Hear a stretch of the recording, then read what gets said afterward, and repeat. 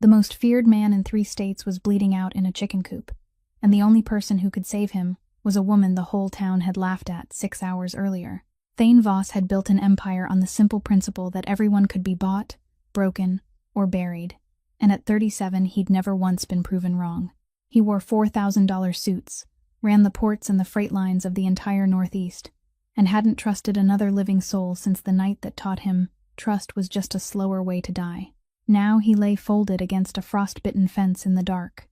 2 bullets in him, his own blood soaking into Pennsylvania mud, listening to 36 sick chickens shuffle in the cold, while the men who'd betrayed him drove away certain he was already a corpse. And the woman walking toward him with a flashlight had no idea who he was. Her name was Maren Kowalski, 28 years old, a single mother who carried more weight than the world thought a woman should, and absorbed more cruelty than the world thought a woman could. That very morning, the whole of Ash Creek had stood in the farmer's market and watched her count out her last $47 for a crate of dying birds nobody else would touch, half of them wheezing, one of them dragging a twisted leg through the straw. They'd laughed, not viciously, just that tired small-town laugh people save for somebody they've already decided is a lost cause. Her own daughter, 6-year-old Leah, had limped along beside her in a leg brace, picked out the weakest, ugliest chicken in the lot, and named it Biscuit, because Maren had taught her one stubborn thing the rest of that town had never learned. Nothing's broken for good until you stop looking at it close enough to fix it. Maren didn't buy chickens that morning. She bought 36 problems everyone else had given up on, because giving up on the things people throw away was the one thing she'd never once been able to do. And here's what no one laughing in that market could have possibly guessed. In a matter of hours, that exact instinct, that refusal to walk past something the world had already buried, would lead a poor, exhausted woman to drag a wounded crime boss out of the cold and choose to keep him alive. Not knowing his name, not knowing his sins, not knowing that the moment she pressed her hands to his wound, she'd tie her little girl's future to the deadliest man on the eastern seaboard. The man who trusted no one was about to owe everything to the one person nobody respected. And the empire that wanted him dead didn't have the faintest idea it had just made the worst mistake of its existence. If a story about being underestimated speaks to you, do me a favor and tap that like button right now. Share this with one person who needs to hear that kindness isn't weakness. And subscribe to the channel so you never miss where this one goes. Now let's go back to that cold autumn morning in Ash Creek, before the gunshots, before the blood, to the moment a woman everyone laughed at picked up a crate of broken birds and quietly changed 2 lives forever. The first cold of the season in Ash Creek that morning carried the smell of damp metal and rotting leaves. The kind of smell Maren Kowalski had grown so used to that she almost didn't notice it anymore, and she stepped into the farmer's market with $47 folded in half inside her coat pocket. Money she had counted and recounted all week to buy flour, dried beans, a little cheap meat, and maybe a sack of coal if anything was left over. Practical things, the kind of things that helped a family of 2 survive a Pennsylvania winter inch by inch instead of mile by mile. And yet her feet stopped in front of the wooden crate set on top of old Harlan Pruitt's oil drum. A 58-year-old man with a bankrupt chicken farm and the eyes of someone who had stopped hoping a long time ago. Inside the crate were 36 chickens that anyone with even a scrap of common sense would have walked past without a second look, their feathers ragged and matted, a few of them wheezing, as if there were water trapped in their chests. One curled tightly in the corner with a twisted leg bent backward, and Pruitt didn't even bother trying to sell them. He only shrugged when he saw her looking, and said the whole flock had some respiratory sickness. Probably mites, too. That they had just fallen ill a few days ago, after he had spent 3 weeks trying to sell the farm, and not a single soul had touched them. That it was all of them, or none of them. Final price. Because he would rather sell them off than count bodies every morning. Maren stood there longer than she had meant to, and what kept her from walking away wasn't some shallow kind of pity, but something far more stubborn than that. The thing her mother, when she was still alive, used to call the worst flaw in that girl, the flaw of never being able to pass by something the whole world had already sentenced as ruined, without stopping long enough to look closely and see whether they were right. Because when she looked into that crate, she didn't see 36 dying chickens. She saw 36 problems everyone in Ash Creek had collectively decided were hopeless. And the distance between those 2 ways of seeing was the whole of who she was. She thought about the practical things waiting for her at home,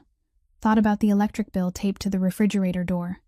thought about her daughter's shoes that had already been too tight since last month, and she knew very well that a sensible mother would turn away, would buy the flour and dried beans as planned, would go home and never think about this crate of chickens again. But then she thought of her daughter. Of that morning 6 years earlier when they had placed a premature baby into her arms. A baby with one weak leg, and the doctor's quiet little shakes of the head, those head shakes that said this child would be a burden, that some things were born incomplete, and people should prepare themselves for that truth. And she remembered standing there, holding her child, thinking only one thing, that not a single person in that room had been willing to look at the baby closely enough to see that she was alive, that she was breathing, that she was gripping Marin's finger with all the strength she had. 6 years later, that same child stood beside her in the market, and Marin understood that she couldn't teach her daughter that nothing was truly broken if someone was willing to look closely enough and then turn her back on a crate full of living creatures the whole town had given up on, because children don't learn from what adults say. They learn from what adults do when they think no one is paying attention. So she slipped her hand into her coat pocket, her frozen fingers searching for the folded bills,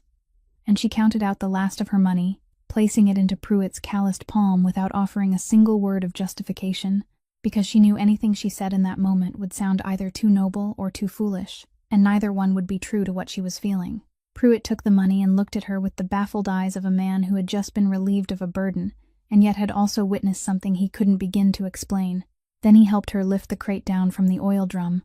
and its weight dropped into her arms at once, heavier than she had imagined. Heavy in the way all real decisions are heavy. And in the moment, she tightened her grip around the crate's flimsy wooden edge.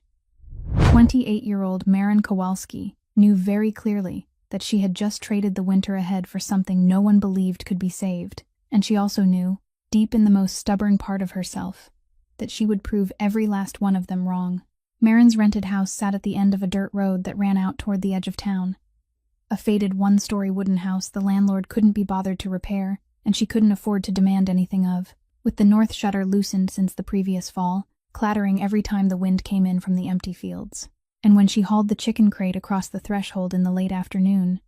both her arms were so worn out they trembled, but she didn't allow herself to sit down yet, because there was still too much to do before darkness settled in completely. She cleared a corner in the old shed behind the house, lined it with dry straw, set up a heat lamp she had kept from the time when she could still afford to raise a few laying hens before everything collapsed, and moved each sick chicken into that space with hands so gentle they seemed almost strange for someone so exhausted. Her life was measured by things like that,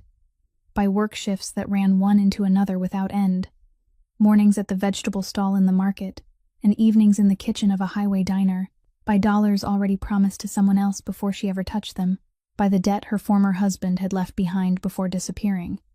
The man who had decided that an imperfect child and a wife who wouldn't give up were more weight than he could bear, and the way he left was still a silent groove, cut into the way she looked at herself whenever she faced a mirror. She had just finished turning on the heat lamp when Delphine Carter stopped by, as she always did, the 34-year-old woman who sold goods beside Marin's stall at the market, the only friend left who didn't look at her with pity. Delphine stood in the shed doorway and watched the wheezing flock for a long while, then only sighed, without scolding, without asking why, simply setting a still warm box of food on the doorstep and telling Marin to remember to eat something before she collapsed, then adding that if Marin needed anything, she should call, though both of them knew Marin never would. After Delphine left, the house sank into the private quiet of places where one adult carried everything, and Marin went inside, where her daughter was sitting at the kitchen table beneath the weak yellow light, carefully taking off the metal brace from her leg, the way her mother had taught her, massaging her thin calf with the exact motion the physical therapist had shown them long ago, a 6-year-old child already far too used to the fact that her body needed more patient care than other children's bodies did. And that sight, the little girl calmly tending to her own imperfect leg, was the thing that always made Marin's heart twist with pain and fill at the same time with a pride she never said aloud. That night, after her child had fallen asleep, she didn't go to bed right away, though her bones were crying out for rest. Instead, she took out a worn, hard-covered notebook, the cheap kind bought at a dollar store, and under the kitchen light, she began doing the thing that would later shape everything. She wrote down each chicken one by one, numbered them, described the breathing of this one, the twisted leg of that one, which bird would eat, and which would not, which one still had life in its eyes and which one had already begun to surrender. Each careful line written as if, as long as she looked closely enough and wrote clearly enough, she would find the thing other people had never bothered to look for. She knew nothing about veterinary medicine, had no money for medication, had no one to teach her. All she had was observation and patience, and the stubborn belief that every problem had its own shape, if a person was willing to look hard enough to see it. And in the small kitchen of a sleeping Rust Belt town, the woman all of Ash Creek considered a loser bent over that notebook and kept writing, not knowing that less than an hour's drive from her town, in an entirely different world built from money and blood and fear, there was a man who was also lonely in his own way, and that the fates of two people with nothing in common were about to collide in the darkness of that very night. That same afternoon, less than an hour's drive from Ash Creek, in an office on the highest floor of a building overlooking the Philadelphia harbor, Thane Voss stood with his back to the glass doors, holding a glass of malt whiskey he hadn't brought to his lips, listening to a man kneeling on the expensive carpet beg for his life, and he felt nothing at all. No anger, no pity, only the cold calculation of a man too accustomed to placing human value on a scale and reading the result. The man on the floor had skimmed money that didn't belong to him for months, thinking the Thane empire was too vast to notice a few numbers out of balance, and that was exactly his mistake, because Thane knew every number in every ledger belonging to Thane Combine, the enormous network that controlled the ports and freight routes, running along the entire Northeast, a machine lubricated by both legitimate money and money that would never be declared, and the principle that had built that empire was simple to the point of cruelty, that anyone could be bought, broken, or buried. And throughout all his years in power, he had never once seen that principle fail. He gave a very slight signal, only a tilt of the head so faint it was almost impossible to notice, and two of his men helped the traitor to his feet and took him outside. There was no gunshot in this luxurious room, because Thane never allowed violence to dirty the place where he stood. Violence was something that happened elsewhere, in the dark, by someone else's hands, cleanly and decisively, like everything he touched. And only after the door closed did he take a sip of whiskey, the smoke spreading across his tongue without bringing him the smallest pleasure, because for a very long time now, everything to him had been function rather than flavor. Renata Falk entered without knocking, a 45-year-old woman with short silver-streaked hair and the gait of someone who had never wasted a single step in her life, the only person in the entire organization allowed to enter his office without warning, not because he trusted her in the way ordinary people understood trust, but because for many years she had been the sharpest and most useful instrument he possessed. And Thane had stopped believing in people after a night long ago taught him that trust was only a slower way to die. So even with Renata, he always kept a cold distance, an invisible pane of glass she had never tried to step through. She placed a thin file on the desk and said in an even voice that there had been some unusual movement in the Western branch's cash flow, expenses that didn't match, meetings that weren't on the schedule, and that a few old faces in the family had recently grown too quiet in that way. Silence sometimes became louder than speech. Thane listened without turning around, his eyes still fixed on the cargo ships releasing smoke beneath the gray harbor. And then he said only that loyalty in this world had an expiration date like everything else, and that he had lived long enough not to be surprised when it ran out. Renata looked at him for a moment with an expression that, on someone else, might have been called concern. Then she said plainly what only she dared to say, that he had clenched the entire organization so tightly inside his fist that if that fist ever loosened one day, there wouldn't be a single person left standing beside him. That a man who trusted no one would, in the end, have only himself when it mattered most. Thane smiled very faintly, the kind of smile that didn't reach his eyes, and answered that being alone had never killed anyone. Betrayal had, and that he would rather be lonely than leave even the smallest opening for a knife to slip through. He set the glass down, put on his dark overcoat, and told Renata that tonight he would drive himself back to the house in the suburbs to handle a few matters alone, brushing aside her offer to add more escorts, because in Thane Voss's mind at that moment, the greatest danger still came from those far away, not from those standing close. And that was the only mistake his entire life of cold calculation failed to foresee, the mistake that, only a few hours later, would leave him lying barely alive in the darkness, in a place where no expensive suit and no powerful dollar could reach him to save him. Thane changed his mind at the last minute and let one of the drivers who had served him the longest take the wheel, A quiet man named Gareth who had driven him for nearly 10 years and was the closest thing to a familiar presence he allowed. And the black car rolled out of Philadelphia after night had fully fallen, gliding smoothly along the highway before turning onto a deserted stretch of state road that cut through the black countryside near Ash Creek, with nothing on either side but fields stripped down to stubble and, now and then, the lonely light of a farmhouse drifting past in the glass. Everything happened so quickly that even Thane, a man who always calculated every move ahead of time, couldn't understand what was happening fast enough. A truck with no lights shot out diagonally and blocked the road right at the curve. Gareth swore, slammed the brakes, and jerked the wheel, but at that same instant, from the dark roadside, gun muzzles burst into flowers of fire. Glass shattered into 1,000 pieces. Bullets tore through the body of the car like the sound of ripping cloth magnified 1,000 times, and Thane had only enough time to throw himself low with the instinct of a man who had survived too many things, while Gareth in the driver's seat never even managed to cry, before collapsing over the steering wheel and sending the car completely out of control. 2 bullets struck Thane almost at the same time, one ripping through his ribs, and the other sinking deep below his shoulder, the pain arriving later than the impact. At first only heat, then breaking open into an agony so sharp it darkened his vision, and the car smashed through the roadside fence, bounced wildly across a ditch, and plunged nose first into a dark field, the engine screaming one final time before cutting out, leaving behind a silence more frightening than the gunfire. Thane lay there inside the twisted cabin, hot blood soaking through the side of his expensive overcoat, his ears thick with ringing, and through the broken glass he saw flashlight beams wavering closer, heard shoes grinding over the dirt, then the voices of the men who had just shot him carrying toward him, cold and practical, one voice saying to check and make sure, another grumbling that there was no need to waste time because no one could take 2 bullets at that distance and live through a night this cold, that they should leave him there and let the cold and death finish their work. And Thane Voss, the most powerful man in 3 states, lay holding his breath and pretending to be dead in a pool of his own blood, understanding for the first time in his life what it meant to be completely helpless, because these men weren't strangers. He had heard those voices before in rooms that belonged to his own family, and that betrayal cut deeper than both bullets. They lingered just long enough to make certain there was no movement left inside the car. Then, like workers who had finished their job, they climbed into the truck and backed away from the road, the headlights sweeping one final circle across the dark field before disappearing, leaving Thane alone with the wind and the ticking sound of the cooling engine. He knew that if he stayed still, he would die, simply and certainly, like every number in his ledgers, and the ruthless will that had once built an entire empire now gathered itself into one single command sent to his failing body, that he had to get up. He dragged himself out through the warped doorframe,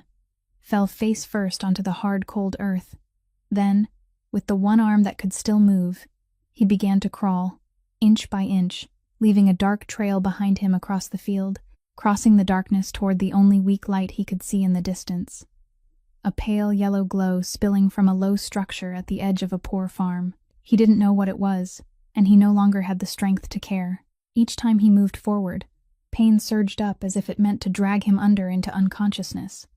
His blood kept seeping into the Pennsylvania mud.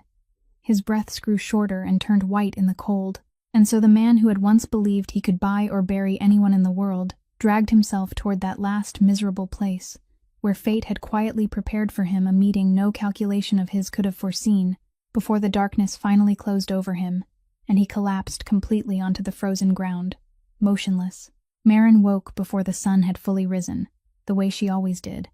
brewed a mug of weak coffee in the kitchen that was still bitterly cold, then pulled on her coat and went out to the shed to check on the sick chickens, her heart half anxious and half hopeful that the first night hadn't taken any of them. She was walking along the familiar path when she froze, because across the frost-whitened ground there was a dark trail stretching from the field all the way to the shed door, a trail that the rational part of her recognized as blood, before she could even give it a name. And then she saw him.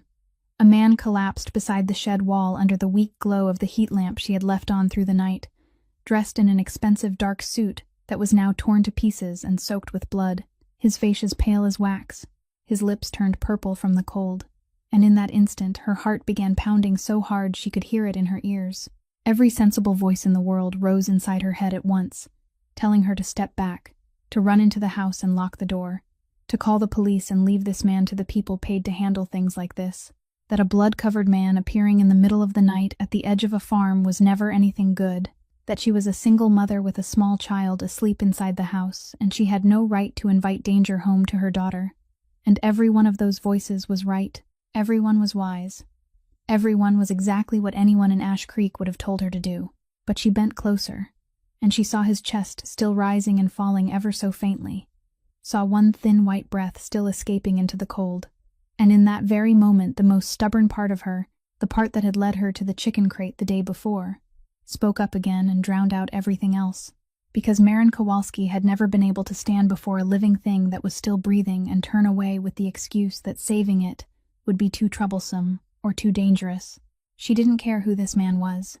Didn't care why he was covered in blood in the middle of a field. She knew only one simple and absolute thing, that he was bleeding, and he would die if no one was willing to look at him closely enough, and she was the only person there. The first thing she did wasn't first aid, but to turn and look toward the house, because what frightened her most in that moment wasn't the strange man, but the possibility that her daughter might wake up and see this, because a 6-year-old child shouldn't have the image of blood and a fallen body burned into her memory. So Maren hurried back into the house, gently closed her daughter's bedroom door tight,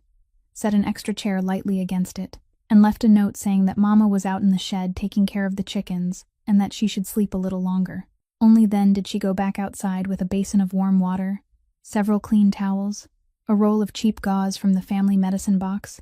and every small, inadequate thing she had. She slipped her hands under his arms and pulled. His body was heavy as stone, and every dragging step made her arms burn, but she gritted her teeth and managed to get him deeper into the shed, out of the wind, laying him down on the dry straw near the heat lamp. Then, trembling, she peeled away the blood-soaked layers of clothing so she could see clearly, and when she saw the 2 wounds, she almost let go from fear. But she drew in one deep breath and did what she had always done with every problem in her life. She forced herself to look straight at it, instead of turning away. She pressed a towel hard against the place where the blood was flowing fastest to slow the bleeding, cleaned around the wounds, and wrapped them tightly with hands that weren't trained but were strangely steady, speaking softly to him all the while in meaningless, gentle words, the way she would soothe a terrified animal, telling him to keep holding on to his breath, telling him that he wasn't dead yet, not yet. And in that poor shed, thick with the smell of straw and blood and sick chickens, the woman the whole town considered a loser knelt all morning beside a stranger and held on to each of his breaths for him, completely unaware that she had just brought into her home the most dangerous thing she had ever touched. Thane woke close to noon, and the first thing he felt wasn't pain but disorientation, an alarm instinct roaring through his body that told him he was in an unfamiliar place and out of control, which, to a man like him, was more terrifying than any wound. So his first reflex was to grab the nearest thing. And the nearest thing was the wrist of the woman bending over him to change his bandage. He seized it with the last scraps of strength he had left, his voice hoarse and ice-cold as he asked where he was, who had brought him here, and how much they had paid her to keep him alive long enough for them to come back. Maren didn't yank her hand away, didn't scream, didn't panic in the way he had spent his whole life watching people do whenever he touched them. She simply stood still and let him squeeze, looking straight into his eyes with a calmness that nearly confused him, then said very softly that if he wanted to break the wrist of the person who had spent the entire morning stopping his bleeding, he was welcome to do it. But once he finished, he would be lying there bleeding again, and this time, no one would trouble herself to sit with him. That sentence, and especially the way it was spoken without fear and without bitterness, made his hand slowly loosen, not because he trusted her, but because his natural cold logic recognized that she was right, that he was in the weakest position of his life, and threatening the only person helping him was a foolish move, and Thane Voss never made a foolish move. He released her hand and leaned back against the wall of the shed, panting, his eyes sharp as knives still sweeping over the miserable room, measuring every exit, every danger, every possibility. Then he asked again, his voice less harsh now but full of suspicion, why she had saved him, whether she knew what kind of man he was, whether she understood that simply keeping him in this shed was enough to put her and anyone living with her in mortal danger. And he waited for the familiar answer. He waited for her to ask for money, for guarantees, for something.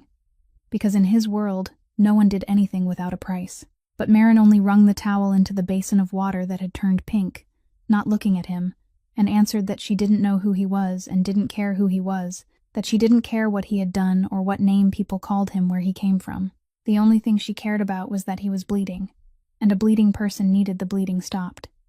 It was as simple as that, and she said it with such calmness that he couldn't find even the smallest crack of calculation in it, which only made him more unsettled, because all his life he had learned to read people by what they wanted, and this woman seemed to want nothing from him at all. He didn't believe that. Of course he didn't. Trust had long ago become a deadly luxury to him, so he pushed his confusion aside and immediately turned to the only thing he knew how to do in a crisis, which was to take back control. He asked where his phone was, and when Marin handed him the phone with its cracked screen, the one she had found in his coat pocket, he turned his back to her with what little strength remained in order to hide the screen, pressed a sequence of numbers that only he and one other person in the world knew, and when the other end picked up, he said only that he was alive, that no one was to be trusted, and that this person should come to this place alone, absolutely alone, then gave the location he had guessed from what he could see. When the call ended, he gripped the phone in his cold sweat-dampened palm, his eyes still fixed on the back of the woman quietly cleaning up the blood-soaked gauze, and in Thane's mind at that moment, this woman still wasn't a savior, but an unsolved variable, an unanswered question. And he told himself that as soon as he was strong enough to stand, he would have to find out what she truly wanted.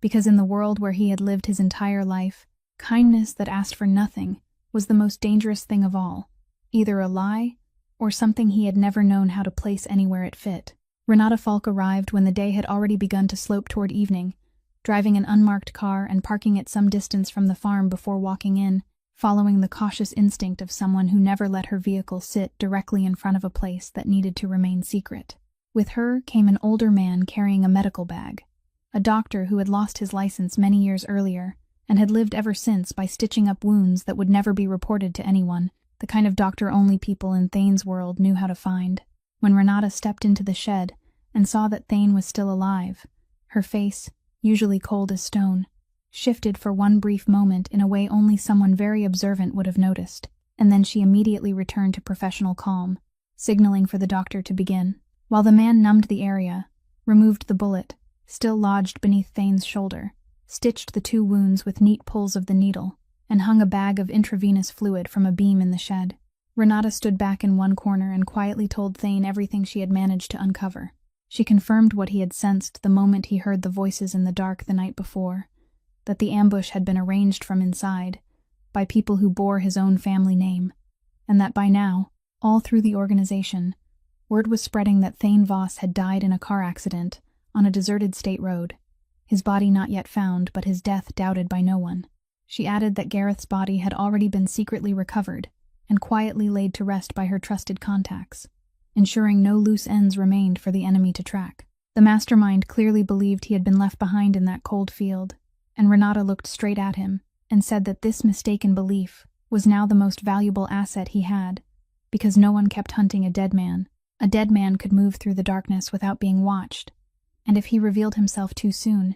he would lose the only advantage left to him while inviting a third bullet far more certain than the first 2. Thane, though his face was still deathly pale and his voice still weak, grasped the logic at once,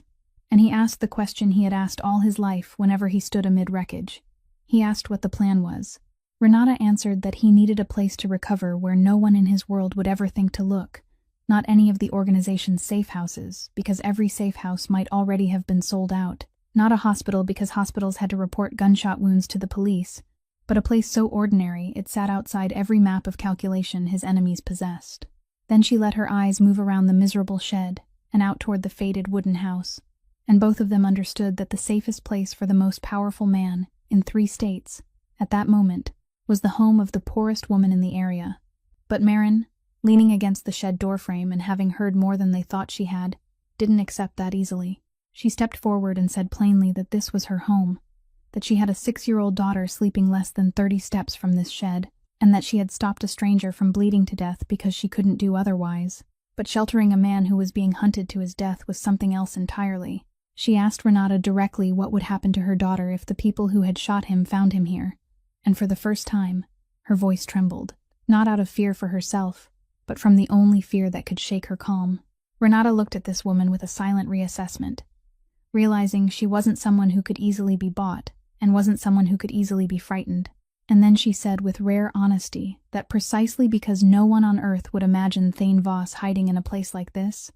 it was the safest place for both him and her daughter, that in a few days, when he was strong enough, they would leave and vanish from her life forever. And while Maren stood there, weighing her fear against her stubborn conscience, Thane's eyes followed her silently from the straw, looking at that woman for the first time not as a variable to be solved, but as a person who had placed the safety of her child on the scale, right in front of him without trying to hide it at all. The days that followed stretched into many weeks, and Thane Voss, a man who had never stayed still in one place for very long in his life, was forced to slow down, according to the rhythm of a body recovering from too much lost blood. At first only lying on the folding bed Maren had cleared for him in the corner of the shed,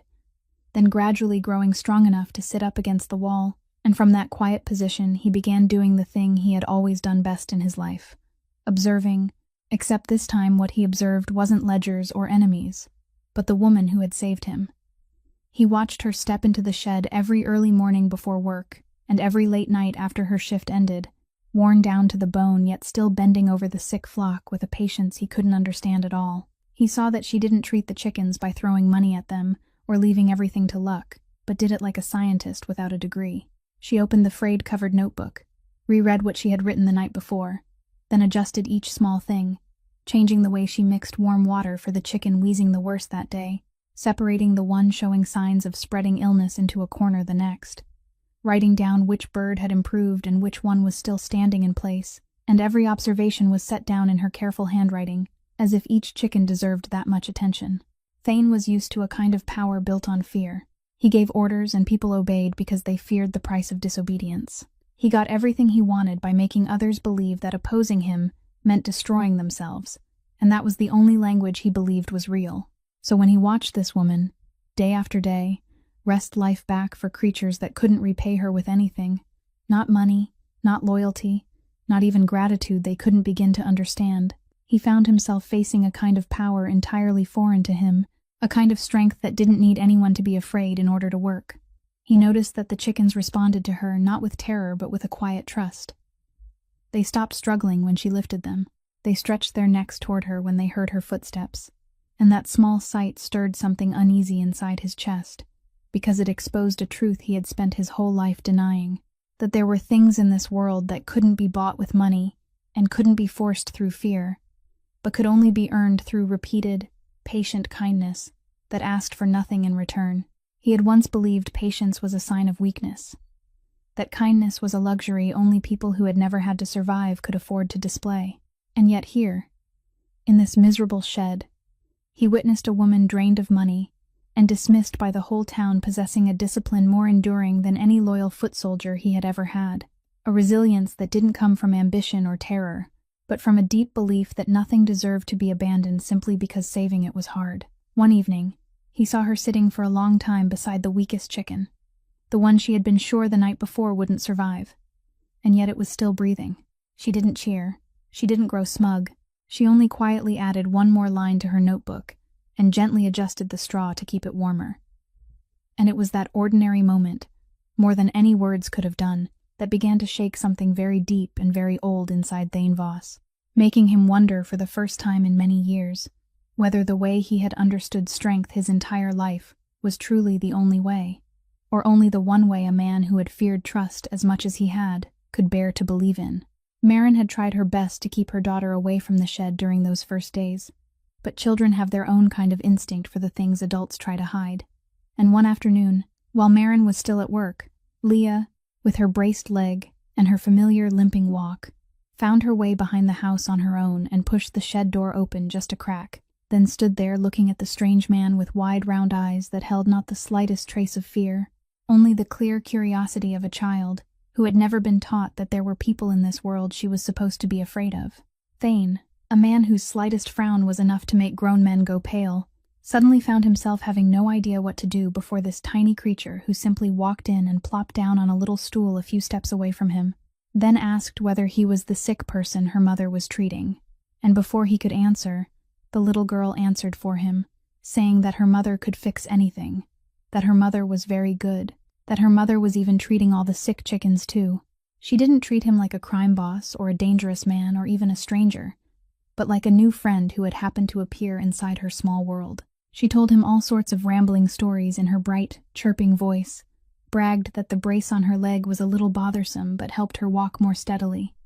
asked whether he liked chickens, then firmly tugged at his hand as if the fact that he had just been hit by 2 bullets meant nothing at all, determined to lead him to the corner of the shed so he could see the chicken she loved most. It was the weakest, ugliest chicken in the whole flock, the one with the twisted bent leg that she had chosen on the very day at the market and given a name. And now the little girl lifted it with her tiny hands in a careful, tender way, held it out in front of him, and introduced it with pride that carried not a trace of embarrassment, telling him that when it first came home, everyone had thought it was going to die, that it was the weakest one. But now it already knew how to go looking for food on its own, and Thane looked at the crippled chicken nestling into the child's palms and felt his throat tighten in a strange way. Then the little girl said the thing that shook his entire being. She said it in the casual voice of a child merely repeating a truth her mother had taught her the way one teaches a lullaby, that Mama said nothing is completely broken, people just haven't looked at it closely enough to know how to fix it yet, and she said those words while stroking the lame chicken, as if it were the most obvious living proof of that truth, not knowing that every single word was driving itself straight into the man sitting before her. Because Thane Voss had lived his whole life with the silent belief that he was the thing that had been broken beyond repair long ago, that there were wounds inside a person so deep nothing could ever stitch them closed, that he had gone too far down the road of blood and coldness to ever become anything else,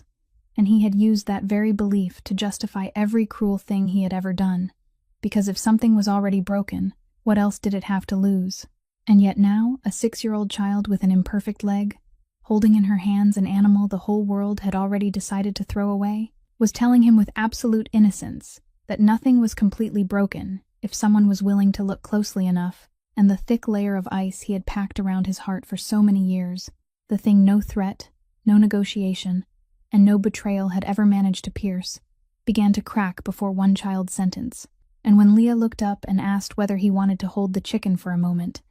Thane Voss, the man who trusted no one, reached out the hand that had spread fear across 3 states, and took that small, trembling life into it, very gently, as if he were afraid of hurting it. After that afternoon when Leah placed the crippled chicken into his hands, something between Thane and Maren changed, and in the nights that followed, after the child had fallen deeply asleep, Maren began lingering in the shed longer than she needed to, bringing him a cup of weak coffee before sitting down on the little stool, and in the private silence of people too tired to pretend, 2 people who had never had anything in common began telling each other things they had never told anyone. One night, when she asked why a man like him didn't have a single family member to call when he was hovering between life and death except that silver-haired woman,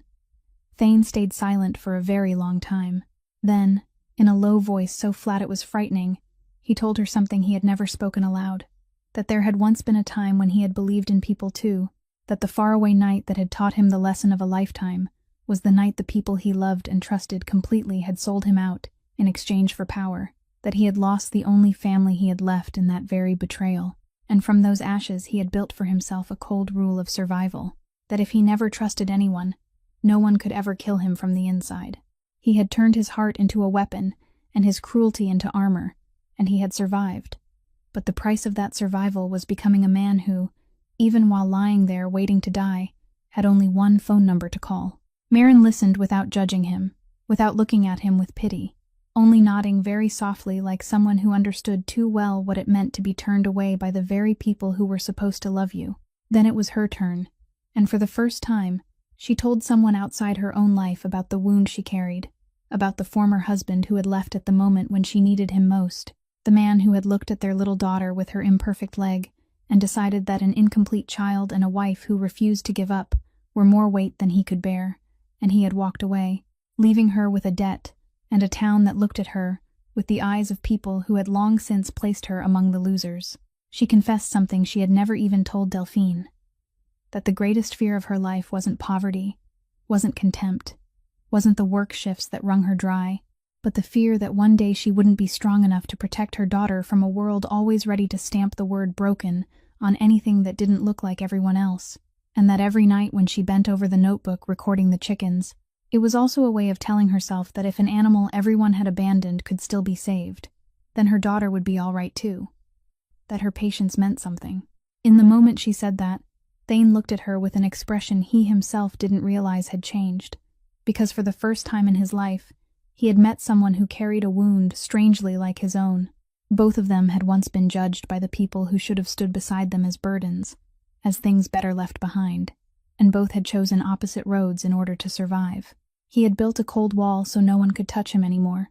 while she kept opening her heart again and again, even though it kept leaving her hurt, and yet she, the one who had chosen the more fragile path, seemed many times steadier than he was. There was a very small moment between them that night, when her hand accidentally brushed his as she took the coffee cup, and they both went still inside, a silence crowded with everything left unsaid. A dangerous closeness they both understood but neither dared to name, because he knew very well who he was and what he carried with him, while she knew very well that letting a man like him into her heart meant placing both herself and her daughter at the edge of a world filled with blood. So they both stepped back, both held on to that final distance. But once the seed had taken root, nothing could pull it back. And when Maren stood, wished him good night, and walked out into the cold darkness, Thane Voss remained alone in the shed and realized, with a fear greater than the fear of being shot, that for the first time in many years he had begun to care whether another person was safe, and that, in his world, was the most dangerous thing a man like him could allow to happen. The fragile peace of the farm was shattered one evening when the sound of tires grinding over the dirt road carried toward them, and Thane, though his wounds had not fully healed, sprang up with instinctive vigilance, pulled Maren behind him, and reached for the gun Renata had left for self-defense.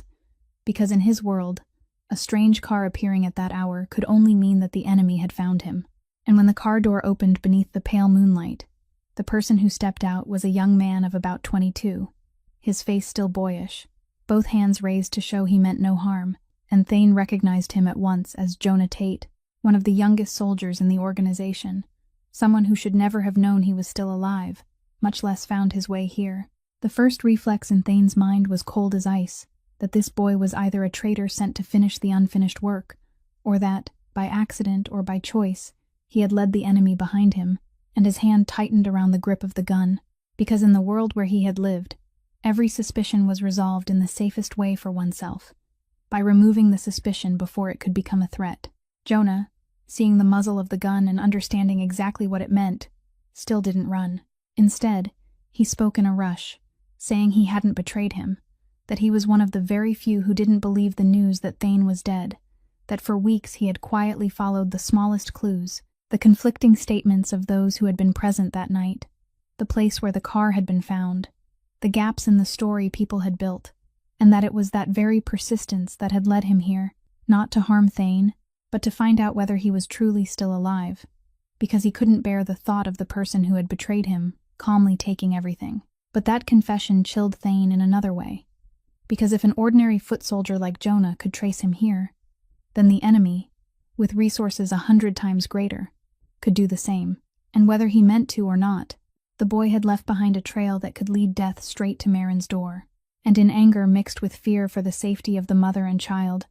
Thane raised the gun with the familiar, ruthless logic that a leak had to be sealed, whether it came from good intentions or bad ones. It was then that Maren stepped forward, placing herself partly between the two men, not panicked at all, and spoke to him in the same calm voice she had used on the day she stopped his bleeding, saying that she had looked at enough people to tell the difference between the eyes of someone who had come to kill and the eyes of someone who had come because he still believed in something, and this young man belonged to the second kind. She asked him directly whether he had spent his whole life killing or throwing away everything he couldn't be certain of, and whether that way of living had, in the end, left him with anything except a loneliness so deep he had nearly died with no one beside him. The question hung suspended in the cold air, and Thane stood there for a long time, the gun in his hand suddenly heavy, because by every old rule he should have pulled the trigger. But the woman who had taught him that nothing was completely broken if someone was willing to look closely enough, was standing right there, looking at him with eyes that were both resolute and pleading,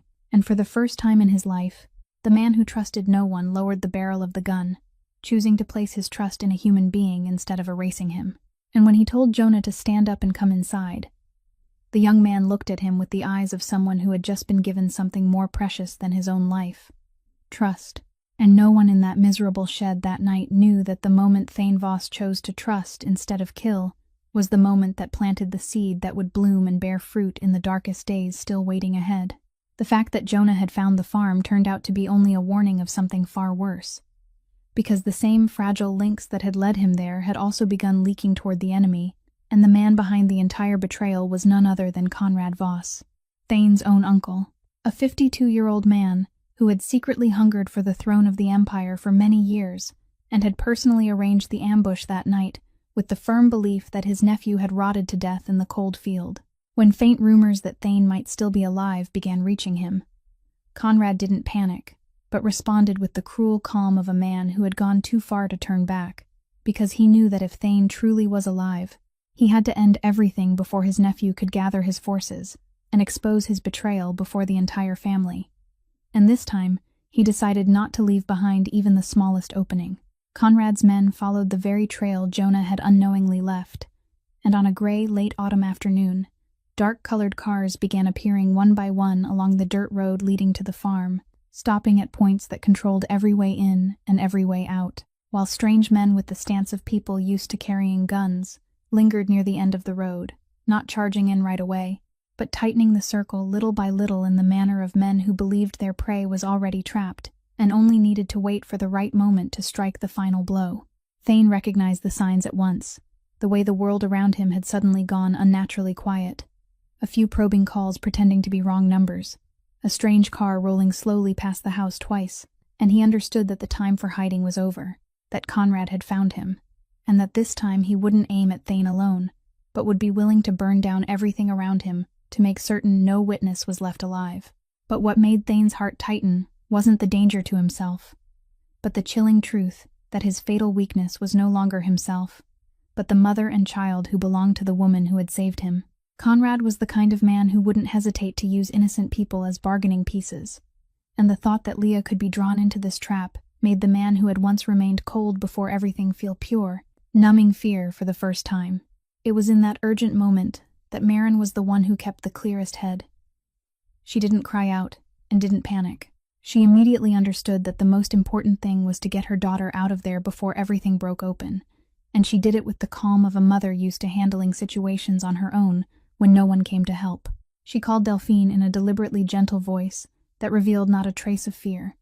smoothly lying that she had to take an unexpected extra shift and asking her friend to watch Leah overnight, as she had done many times before. Then she went into her daughter's room, smiled brightly so the child wouldn't sense anything unusual, helped her pack a few outfits and a favorite toy into her backpack, turning the whole thing into a small adventure to Aunt Delphine's house, telling her to be good and promising that Mama would come get her in the morning. And when Delphine's car had disappeared completely at the end of the dirt road, carrying her little girl out of danger, Maren's shoulders trembled once before she immediately straightened again, because she knew the hardest part still lay ahead. She went back inside, looked straight at Thane, Renata, and Jonah as they tensely watched the figures near the road, and said in a firm voice that her daughter was safe, so now she needed to know what they planned to do, so the 3 people left in this house could walk out alive. And in the eyes of that woman now, there was no longer any trace of the hesitation she had shown on the day she stood beside the pool of blood in the shed, only the iron determination of someone who had chosen a side and would not step back, making even Thane look at her with a new respect, because he understood that the woman scorned by the whole town had just placed herself in the heart of the storm, not because she had been forced to, but because she had chosen it herself. Thane's first reflex was the reflex of the man he had always been. He began calculating a bloody counterattack, calling the names of those who might still be loyal, planning a direct confrontation to wipe out Conrad's men right there, because his whole life he had known only one language when cornered, the language of stronger violence. But Renata shook her head and pointed out that they had only 3 people and 1 gun, while Conrad had an army, and a gunfight here could lead to only one ending, all of them dead, and the air inside the house sank into a heavy kind of despair. It was then that Maren, who had been quietly listening all this time, spoke in her familiar, calm voice, saying that she knew nothing about guns or about moving troops and commanding men in their world, but she did know one thing she had learned from saving an entire flock of chickens everyone had called hopeless, that if you wanted to solve a problem, you didn't rush in and fight its surface. You had to look closely enough to see the real weakness holding the whole thing up, and she asked all three of them a simple question: what Conrad's entire strength was truly resting on right now. She answered it herself, saying that it didn't rest on the number of gunmen he had, but on one single thing: the belief everyone shared that Thane Voss was dead and had been removed from the game. That belief was the very foundation that allowed Conrad to sit on the throne smoothly, the thing that made the whole family obediently submit to him without anyone questioning it. And if that foundation was a lie, then all the power he had built upon it was as fragile as a chicken everyone had assumed was dead, when in truth, it was still breathing. She pointed out that if Thane charged into a bloody fight on this remote farm, then win or lose, he would only be playing exactly the game Conrad wanted: a death in the dark with no witnesses. But if, instead of hiding, he did the complete opposite of what his enemy expected, meaning he let his entire world see with their own eyes that he was alive at the exact time and place where Conrad couldn't silence the truth, then Thane's existence alone would be enough to collapse the lie holding up Conrad's entire empire, because the moment everyone learned Thane wasn't dead would also be the moment they were forced to ask themselves who had lied to them and why. Renata, who had spent her whole life inside the calculations of the underworld, looked at this woman who sold vegetables at the market with astonishment that slowly turned into real respect, and she admitted that in all her many years, she had never heard anyone lay out a move so sharp, because the plan didn't need many people or many guns. It only needed to strike the weakest vein of the opponent, turning the very support he relied on into the trap that would come crashing down on his own head. The three of them began gathering around the small kitchen table under the yellow light, and Marin took part in shaping the plan not as an outsider being pitied, but as a mind at the center of it. She asked Renata, who held enough standing in the family to summon a meeting Conrad couldn't refuse, asked Jonah what evidence of the ambush could still be collected, and which of the men who had carried it out might be shaken enough to turn and testify, asked Thane what place would be public enough to keep Conrad from acting openly, yet private enough that he wouldn't have time to prepare. And every question was sharp and right to the point, like the way she still turned each page of her notebook on the sick chickens. And as the plan slowly took shape inside that poor kitchen, Thane looked at the woman bent over the table, laying out each step with absolute focus, and he realized a truth that stunned even him, that the most powerful weapon in this house tonight wasn't Renata's gun, or Jonah's fists, or even his own empire that had once frightened 3 states, but the calm mind and clear eyes of a single mother who knew how to look straight at a problem. A woman the whole world had long ago pushed to the margins, as if she had nothing of value at all. The meeting was summoned exactly the way Marin had laid it out. A council meeting of the leaders within the Northeast Underworld Alliance, chaired by Owen Breslin, a 40-year-old man whose seniority and neutrality were enough to command respect, even from opposing factions. A man whose summons even Conrad couldn't refuse without exposing his own hidden corruption. Conrad stepped into that sealed room with the confidence of a man certain he had the entire game in his hands, already prepared with false words of grief for his unfortunate nephew and smooth phrases to formally take control of the empire. But all that composure shattered in a single moment, when the door at the far end of the room opened, and Thane Voss walked in, alive, standing straight, his cold gaze fixed directly on his uncle's face, and the whole room fell dead silent in the instant. Every lie collapsed at once. Just as Marin had foreseen, the mere presence of a man believed to be dead cracked the foundation Conrad had built, and every eye in the council immediately shifted from him to Thane, then back to him again, with silent questions sharp as knives. And before Conrad could rebuild his position, Thane began exposing layer after layer of evidence Jonah had patiently gathered. The testimony of one of the gunmen from that night, who had agreed to turn, the unusual money trails Renata had traced from the western branch, the undeniable connection between Conrad and the entire ambush, every piece falling exactly into place until the truth stood whole before the council, that Conrad had tried to murder a man of his own blood in order to steal power. Conrad denied it, then shouted, then tried to buy his way out.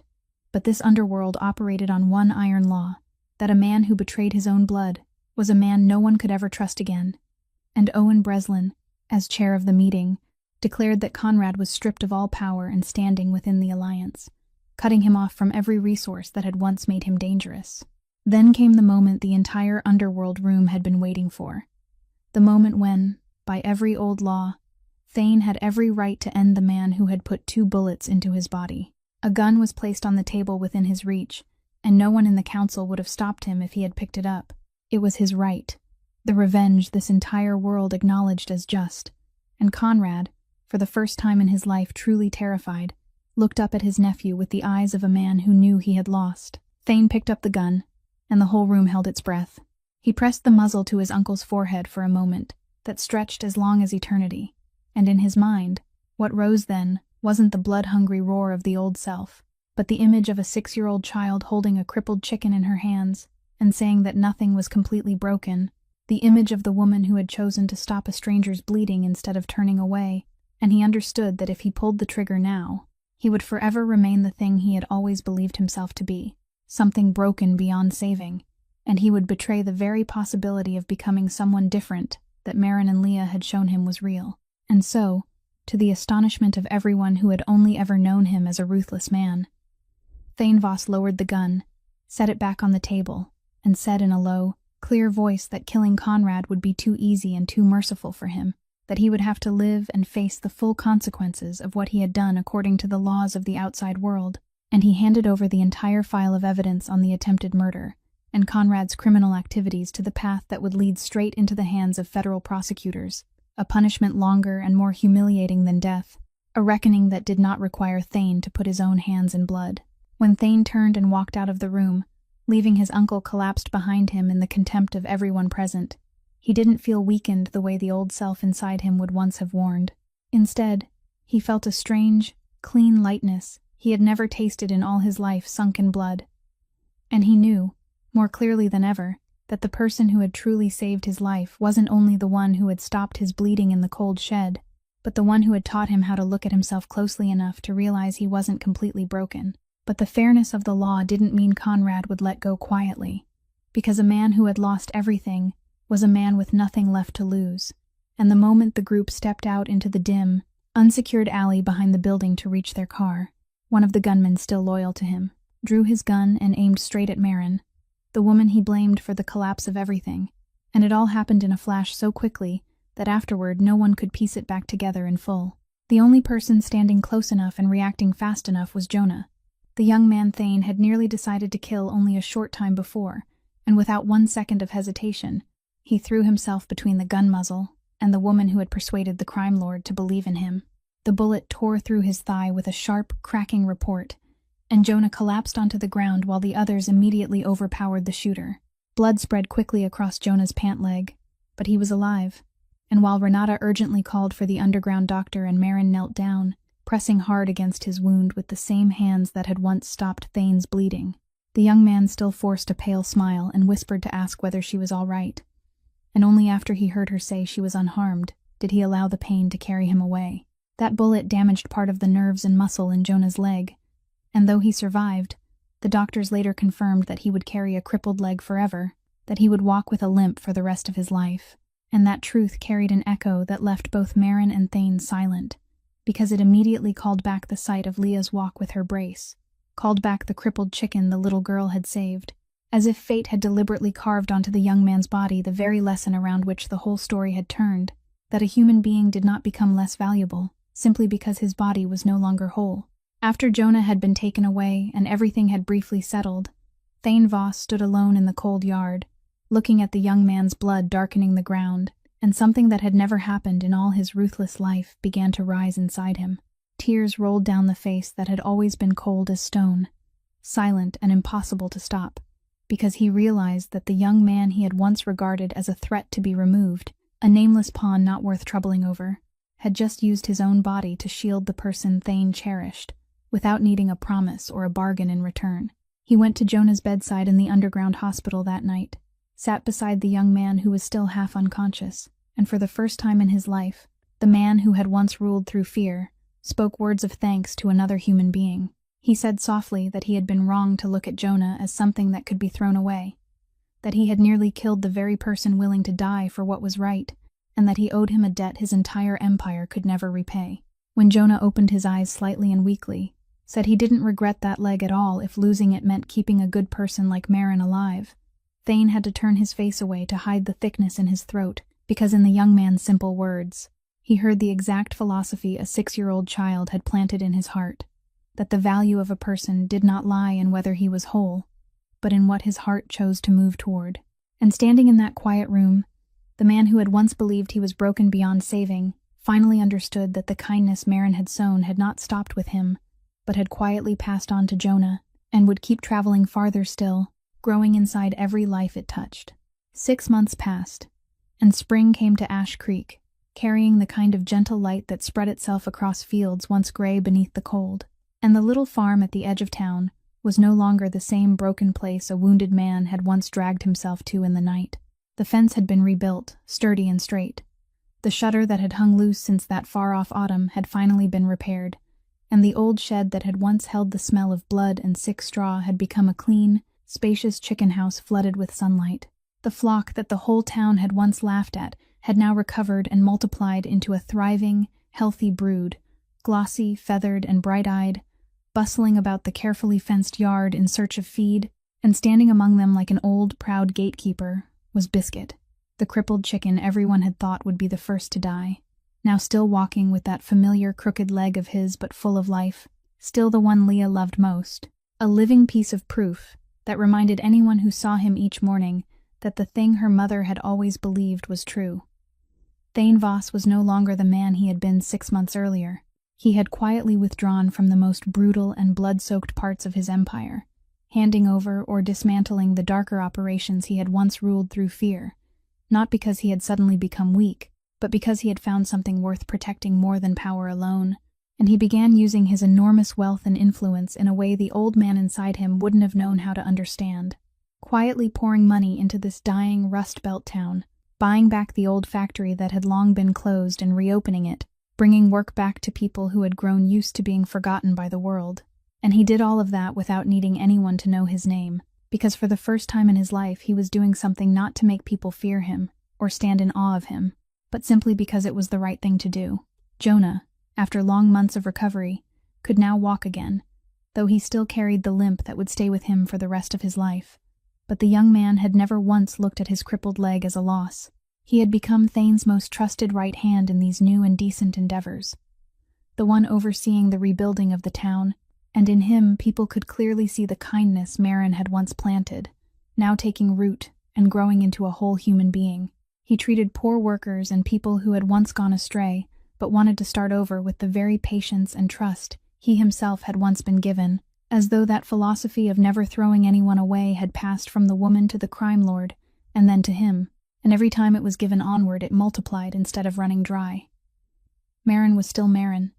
She hadn't suddenly become wealthy or proud. She still woke early to tend the chickens, and still kept her habit of writing carefully in the notebook that had now grown thicker with many more pages.